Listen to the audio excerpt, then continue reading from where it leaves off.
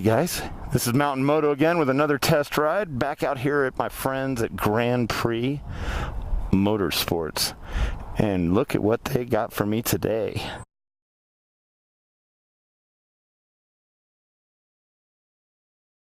I love the Bumblebee front end. It's just a cool ass bike. So we got the R1. It's a retuned, not detuned. It's an R1 motor. So you got the 1000 cc inline 4 cross plane crank. She's a bad girl. So let's see what the seating position's like on the Street Fighter. So again, I'm 6'3", got a 34-inch inseam. Just like typical Yamaha products, we've got a fairly wide waist here. I can talk about wide waist. But I can comfortably flat-foot it. Legs don't have a lot of bend to them. So this is one of those bikes, just like a lot of nakeds, where if you've got a shorter inseam, you're going to be up on the balls of your feet or tippy toes, or you're going to be adjusting the suspension. It's up to you guys. Boot up cycle on this is kind of cool. It's like the R1, it's just not a full color display. So we've got 3 modes, because we've got throttle by wire. So A is your high, we get into B, that's your low, and then standard. So let's start off in B and see what the heck we're up against here. So we're on clutch. So let's see. You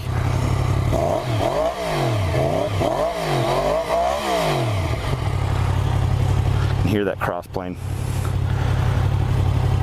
So yeah, standard bar tack, gear indicator, engine temperature. We've got a fuel gauge out here, our mode, traction control. We're in traction control 1, which I guess is the highest, I think. So anyway, here we go. My brother Steve's going to follow us around. The seat's firm like a sport bike. Seating position, you're more upright. Definitely matches my jacket with this color schemes. This one's got the liquid gray with the yellow accent. We'll head up and around. Oh yeah. Yeah, she moves. Suspension's good. Good cornering.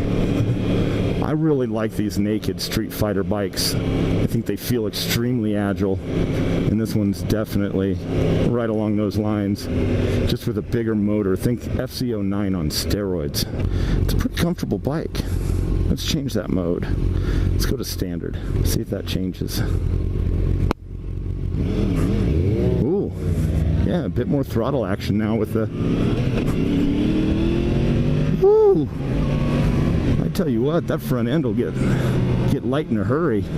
All right, let's see what this motor does with a second gear startup. No problem. Tons of power. Actually, that was really smooth. Oh, and then we get a struggling car. They're gonna ruin our fun. What are you doing? Oh, they're flipping a U-turn, okay. So let's see what these things turns like.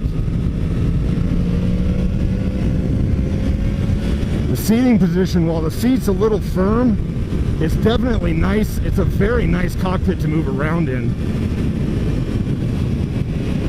That was those corners that the Impulse TT, I took at about 75 miles an hour, and that bike felt rock stable. I was doing 82 through that, and the bike just felt like it had tons more to offer. It is a firm suspension. I think I'm going to take the same route I took on that Magnum. Let's go over through Highlands Ranch and cut through the neighborhood.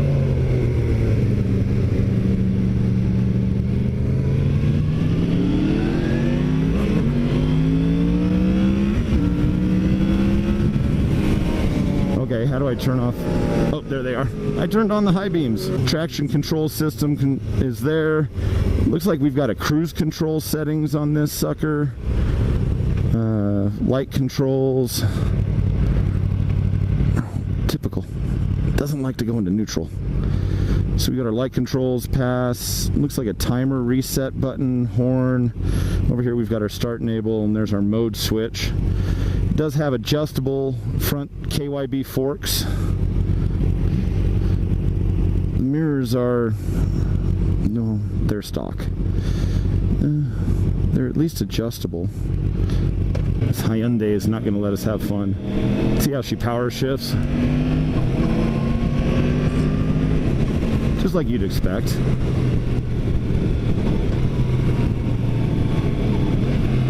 Yeah, downshifts are about the same. You can clutchless shift this thing without any problem.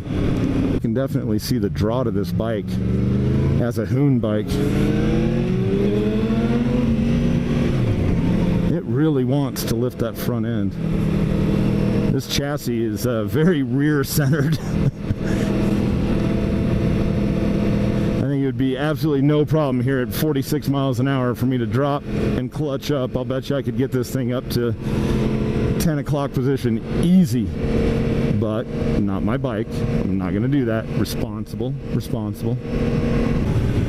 So riding impressions of this bike after now riding it for what, 5-10 minutes. I guess I can't really give you too good of an impression, but I can tell you the seat would need to change. Beyond the seat, I absolutely love it. The rear controls position is spot on. Foot falls straight to it.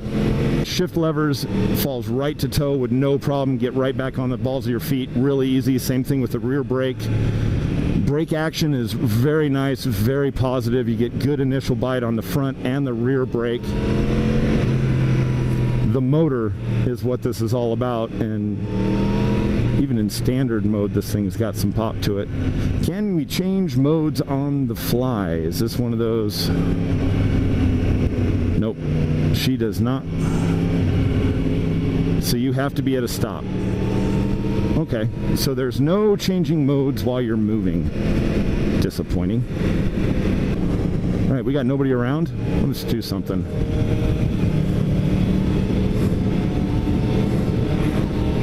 Honestly, I'm fighting it. There we go. I just had to learn the bike. All right. Yeah, she moves. You can definitely slalom this bike. So slaloming stripes at 45, 48 miles an hour. Felt extremely stable in all the transitions. Once you learn the bike, the naked style is a little different than the cruisers or the sport bikes. But a very capable chassis.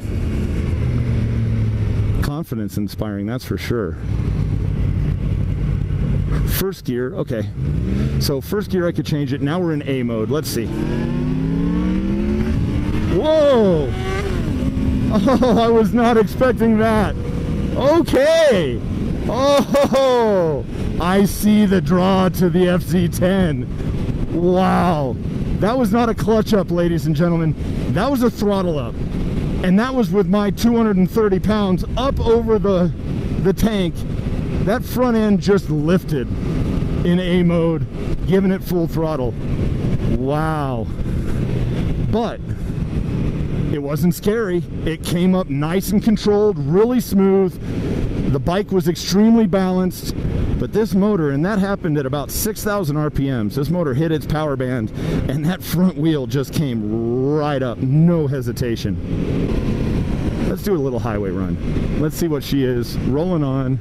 We'll let them go forward a little bit. I'm just gonna slow down. Go, Subaru, go, go, go, go. Let the boys play. All right. Third gear, 40 mile an hour. Roll on. Oh yeah. She just rolled. That was all third gear. 30 to 80. Very capable engine. Very, very capable engine. You can definitely feel that power band kick in at about 6,500 RPMs. And it pushes you back in the seat. Not only would I be looking at a little bit different foam on this seat, I'd be looking for a gripper, something where I can set my ass and forget it. Now this seat's kind of got a ledge in the middle of where your butt goes. And that's mainly where the discomfort goes. Like if you get up on the tank, it's actually pretty comfortable. And you can feel the ledge on the back of your butt. And if you scoot back into a natural position where you're back on the single-seater section of the seat, you can feel that ledge in the front of your butt. It's kind of a weird thing to put. But if you want to be held up into the tank and you're hooning and you want to get as much weight as possible on the front of the seat, that ledge will kind of help you do that. A mode is a lot of fun, but oh my god, this thing's nuts. In A mode, every upshift, it's trying to lift that front tire. Every single one. It wants to wheelie. This thing wants to hoon. It wants to pull those dank woolies, brah. Wow. So I guess people, it's a hit or miss on the styling. I've heard people say they love it, people say they hate it. I fall in the love category. I'm a big fan of Bumblebee from the Transformers, and I like the Nakeds, and I understand why people don't like it, but it's difficult to argue with the performance. I'm gonna go to standard because I really don't want to wheelie down this back straight, but I do want to touch some trips on this thing and see what the wind's like.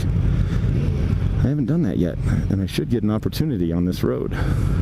Like,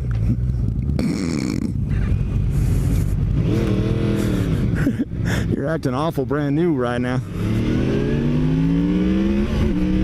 Oh, I tell you what, even in standard, that was third gear lifted the front wheel. Even in standard, third gear upshift, and that was not at redline. I was upshifting at about 7,500 RPM, so we were dropping right into the power band. But yeah, that front end wanted to come off. 100 miles an hour, this little thing, I was fine.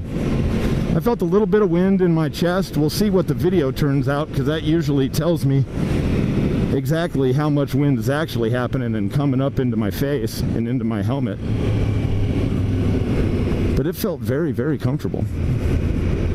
At 108, not a problem. Very nice bike. Now these things are kind of difficult to come across. Most Yami dealers have a hard time keeping them in stock, and I'm starting to understand why. So yeah, they've got 2 of them in stock down here at Grand Prix. Get your ass down here. But that concludes my test of this.